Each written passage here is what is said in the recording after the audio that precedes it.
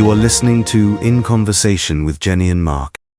Hello, everyone. I am the Reverend Jennie Adams from Holy Trinity Church, Prince Consort Road, South Kensington.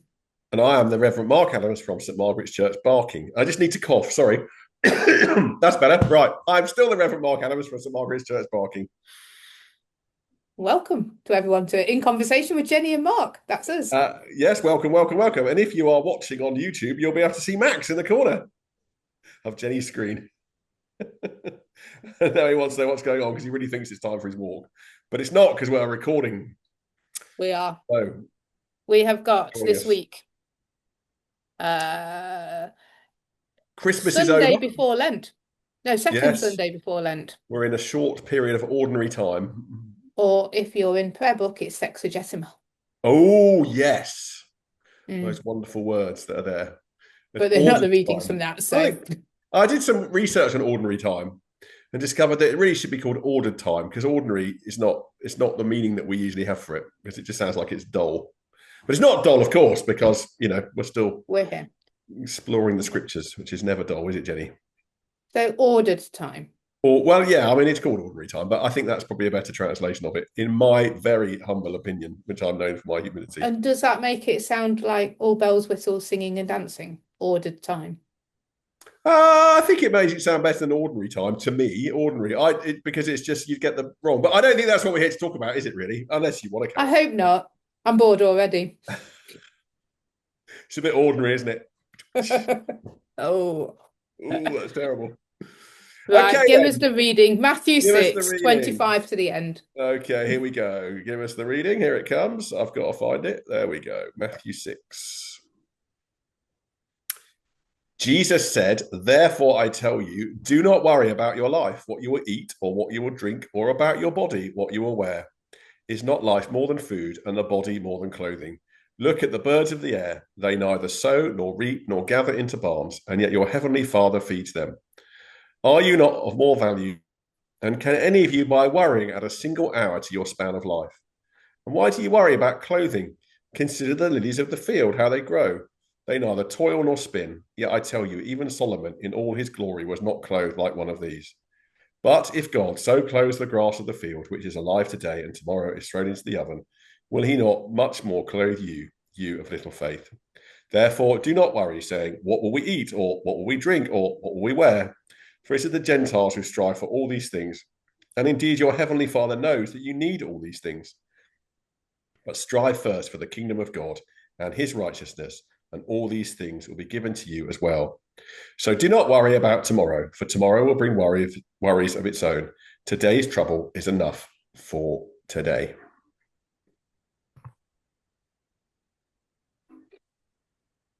Don't worry, be happy. Oh, no, I've got, don't worry about a thing. Because every little thing is gonna I don't think they've right. tuned in to hear our singing, Jennie. Well, if they're still here, anyway. If anyone's still daring to listen to us. So, yeah, famous passage. Sermon on the Mount, aren't we? If you're not thinking of the life of Brian, you haven't watched enough films. I am thinking of. I think I am thinking of that. I didn't know if you were going to mention it, but you did go there, and I was sort of thinking, actually, isn't it amazing what a famous passage it is that's what they decided to parody? Yeah, there were a few, but yes, absolutely. I know there were others too, but you know, clearly it's yeah. So easy, eh? Easy peasy, yeah. Don't worry. What's the problem? Yeah. There are a few challenges with it, just a few. It's easier said than done. It is easier said than done. What have you thought when you first read it? Tell me what you're bringing to this. I think it's a wonderful, beautiful, amazing passage, poetic, heartfelt, reassuring, and all those wonderful things that we think about it. And I also think it's really difficult and really frustrating, because saying "don't worry," in my opinion and experience of being somebody who has done their fair share of worrying in my life, being told not to worry doesn't stop you worrying. In fact, you could argue it makes it worse, because now not only are you worrying Oh, no, are you worrying? But you're worrying that you're worrying. And then you've worked out that Jesus is saying to it, so you're worrying that you're worrying that you're worrying, and on you go. So, yeah, mixed feelings. But of course, it's a beautiful passage and there's lots to celebrate in it. I mean, I think you're obviously in good company because it was the Gentiles that went after these things. Well, I It's am, of good old course, a Gentiles. Gentile. It's the Gentiles' problem to worry, isn't it? I am, of course, a Gentile running Yes. after these things. Jesus is of course, talking to a Jewish audience here. And yeah, anyway, there we go. So, what do you think? Um, I mean, I like the last line.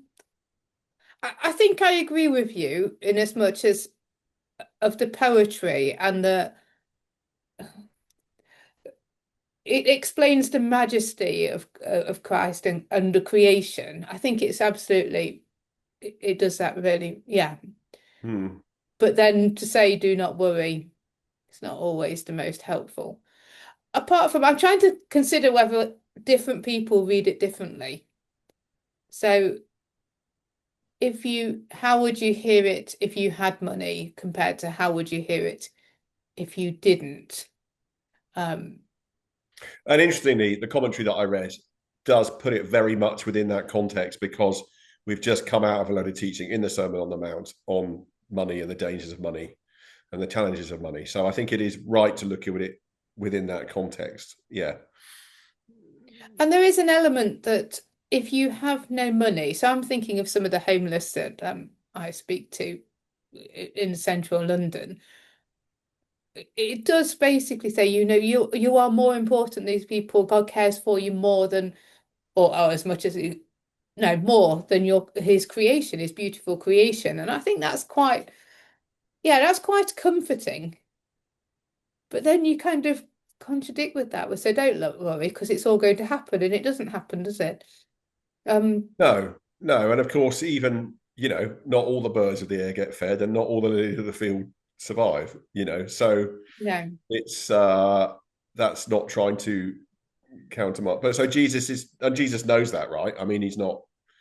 Yes, it's not supposed to be picked apart to that extent, is it? It is, yeah, look at the beauty of creation, really.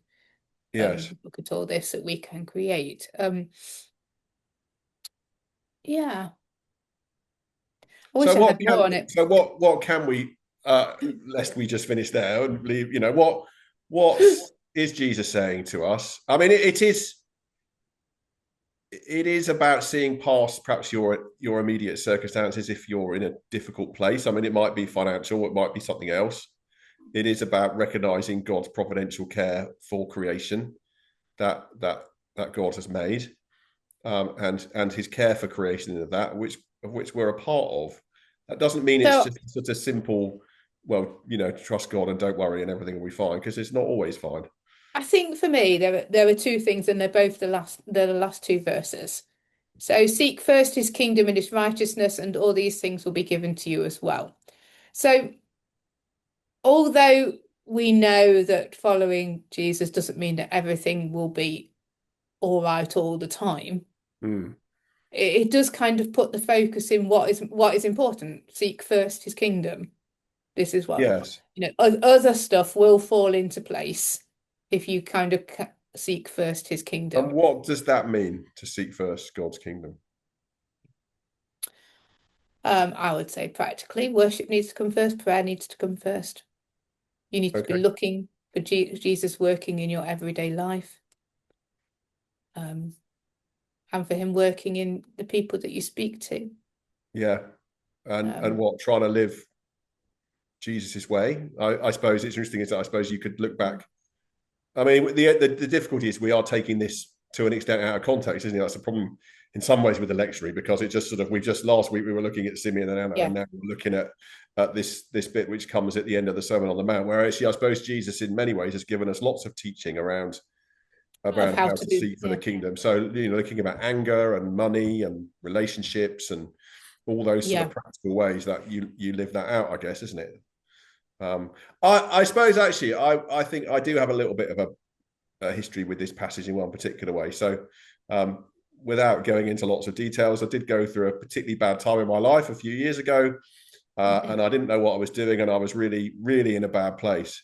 And I was living in North Cornwall at the time, and walked down the estuary to from Weybridge, where I was living, towards Padstow, if anyone knows that beautiful trail. And of course, it's full of birds. It's full of birds. Yes. And I remember looking out, and actually, ever since then, I think I said to you in the park the other day, I like watching the birds, don't I? And I do, actually. I love watching birds fly. And it partly stems from that. I don't think I'd ever really, of course, I'd noticed birds flying before. That would be ridiculous if I hadn't done that. But I've not really just sort of stopped and really looked at them, and this verse came to me, look at the birds of the air, and I thought, yes, they're not worried about what I'm worried about. They're just doing their thing, And there was something in that for me within this verse, that it was a really tough time, but it did give me a reassurance that God is there, and it's gonna be okay, and it has more than been okay.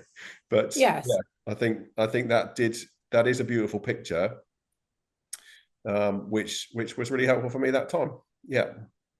And if I can just use that, I think so. There's a danger that we pick apart the passage and pick apart our lives, and yet the passage is giving this beautiful overarching picture of creation.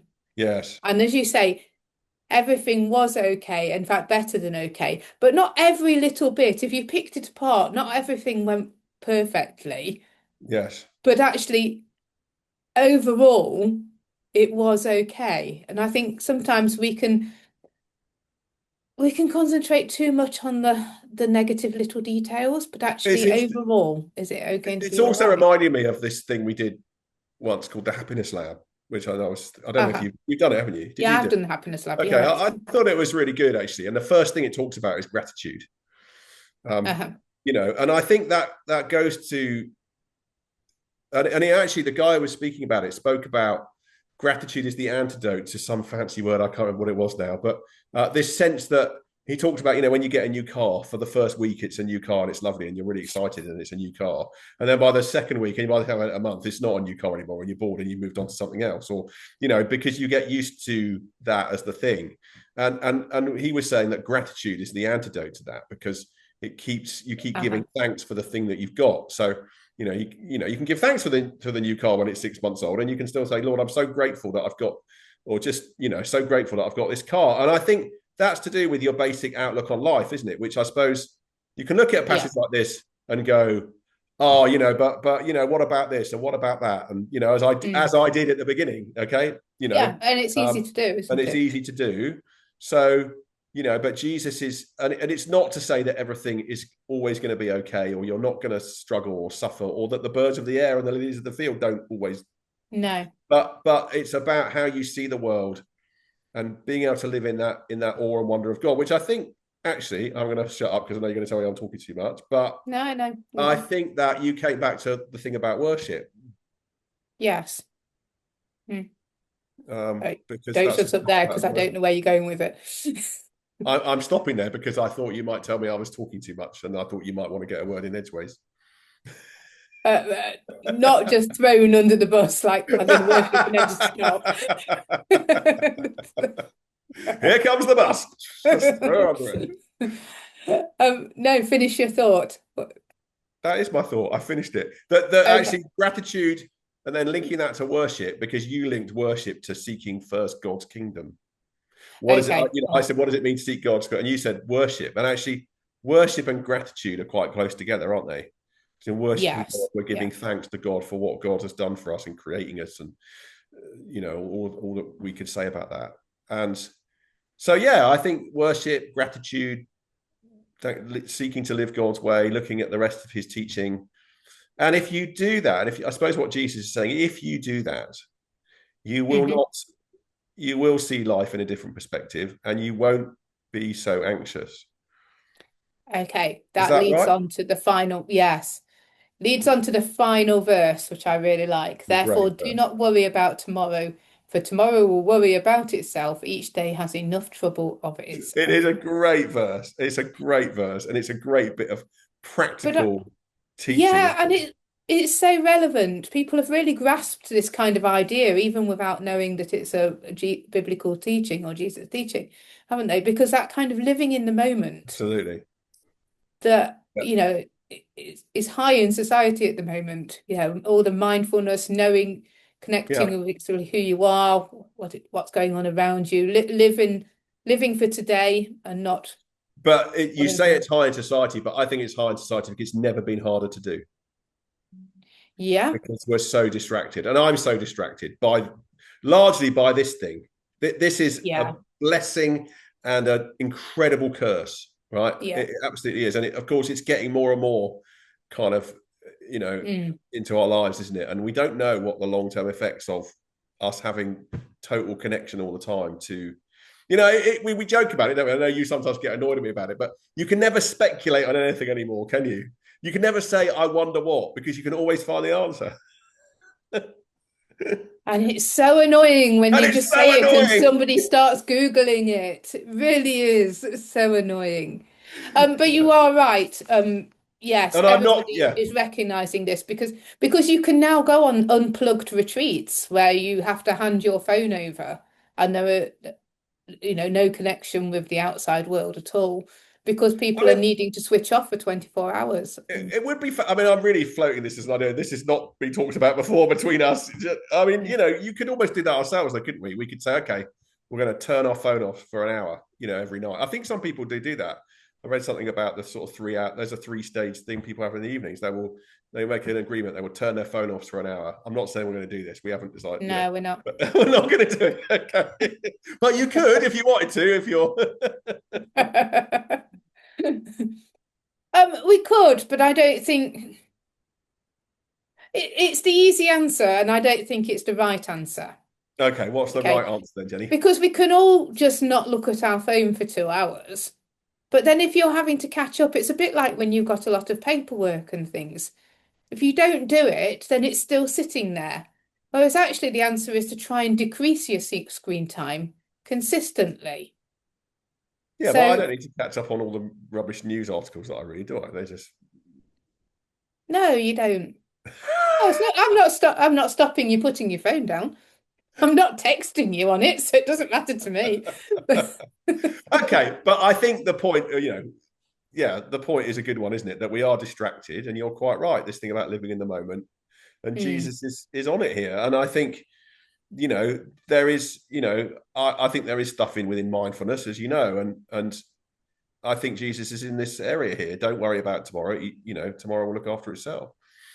I think that's a brilliant piece of practical teaching. It's just difficult to do. So, are you preaching on Sunday? I am. Okay. So tell me how you would preach this passage. Well, I'm worried about what I'm going to say, obviously, so I've got to do that. So I'm disappearing. Brilliant. Disappearing up my own fundament, as they might say. Excuse me. Okay. Yeah, what might I say?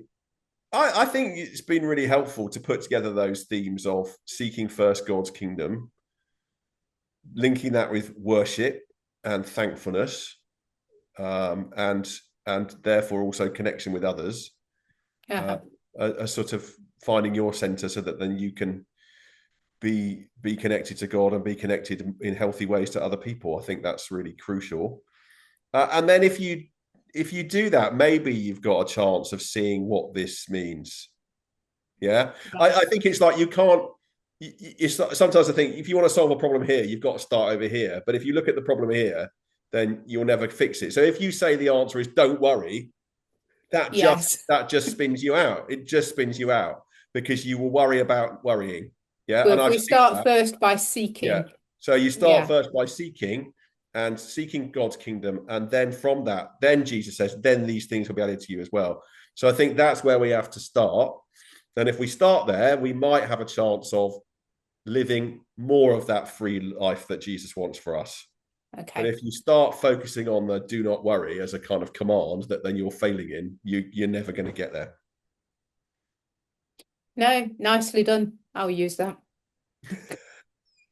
And we've got, we're quite excited this week, aren't we? Because we've got In Conversation with Jennie and Mark live on Saturday. We have. We have. Yes. We're going to go and do, I think it's some kind of curate ministry authorized local preachers training event, which we have been invited to speak at through doing this podcast. So, yeah, for I've an not looked at that extortionate passage fee right as now. well. I mean, we're getting paid massive dollar, aren't we? Not, Oh, yeah. by the way. So yeah, if you want to invite us to come and do In Conversation with Jennie and Mark live, we're up for that, aren't we? We'll do that. No problem at all. Yeah. Okay, let's move on. Let's do it. Are we good? Are we done? We're good. We're Finished. done. We're good. We're finished. Thank you so much for listening. Have a good week. And remember, seek first God's kingdom, and then we might not be able to worry. Thank you. Goodbye. Take care then. Bye-bye. Bye-bye. Thank you for listening to In Conversation with Jennie and Mark. Please subscribe for more episodes on all the usual podcast platforms.